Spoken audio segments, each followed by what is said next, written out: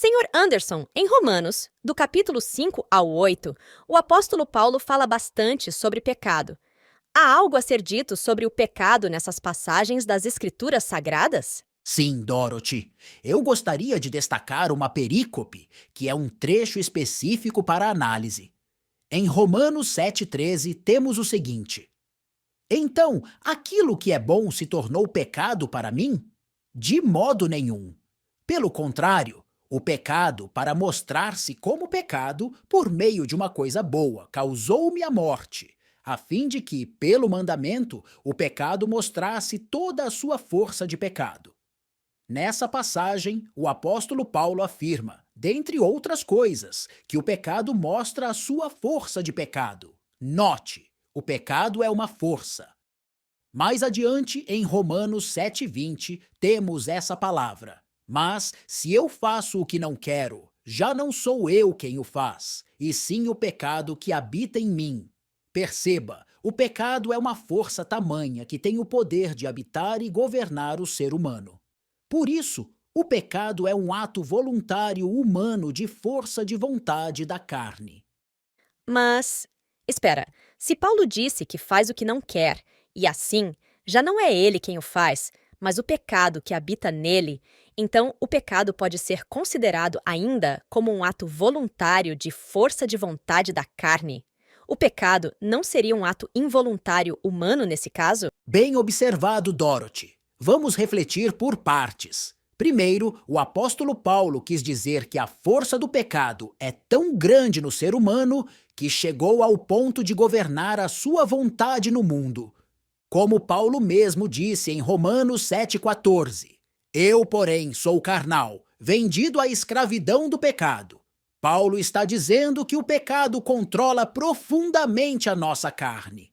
Já vimos antes que o pecado transformou a fisiologia, a mentalidade, as relações sociais e a espiritualidade do ser humano. O apóstolo se refere a essa transformação. Em uma palavra, a nossa natureza carnal se tornou refém do pecado.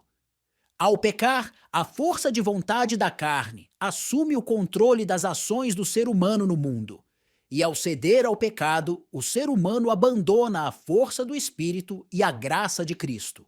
Consequentemente, abandona a salvação do Senhor. Em segundo lugar, as Escrituras Sagradas abordam o pecado como ato involuntário, por exemplo, em Levítico 4,2, quando o Senhor diz a Moisés: Fale aos filhos de Israel, dizendo: Quando alguém cometer pecado involuntário contra qualquer dos mandamentos do Senhor, por fazer contra algum deles o que não se deve fazer. Nessa passagem, o Senhor prescreveu orientações para o sacrifício que era exigido aos sacerdotes por seus pecados involuntários. O sacerdote pecou, porém, não teve a intencionalidade de violar a ordem do Senhor. Por isso, o pecado foi involuntário. Poderia explicar melhor, Sr. Anderson?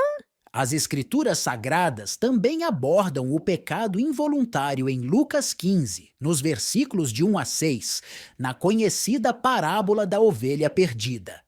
A ovelha perdida representa a pessoa que se perdeu em pecado, e o encontro dessa ovelha perdida representa o arrependimento e o retorno ao seu dono.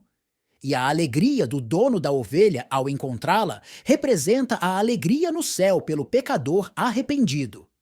A ovelha não teve a intenção de se perder de seu dono e de seu rebanho. Ela se perdeu involuntariamente. Seu dono também não tinha a intenção de perder uma de suas ovelhas. Assim acontece com a pessoa que peca involuntariamente. Ela peca sem intencionalidade de violar ordens do Senhor. É diferente de quem peca voluntariamente, cedendo à vontade de sua carne. Entendi. Antes de prosseguirmos, quero pedir para você que nos acompanha que se inscreva no canal e deixe seu like, porque assim o YouTube entende que o conteúdo é importante e recomendará os episódios para outras pessoas que também se interessam e precisam da palavra do Senhor.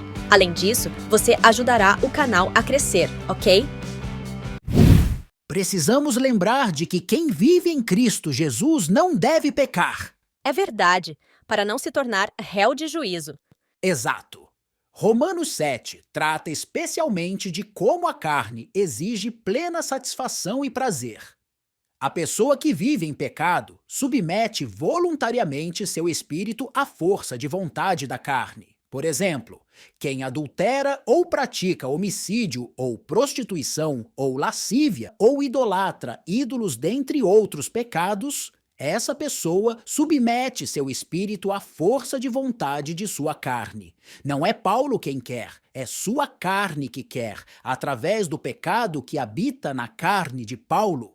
Em Romanos 8, nos versículos 5 e 6, Paulo continua: Os que vivem segundo a carne se inclinam para as coisas da carne, mas os que vivem segundo o Espírito se inclinam para as coisas do Espírito.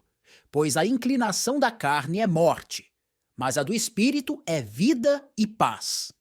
Isso quer dizer, dentre outras coisas, que o espírito humano pode lutar contra a força de vontade da carne.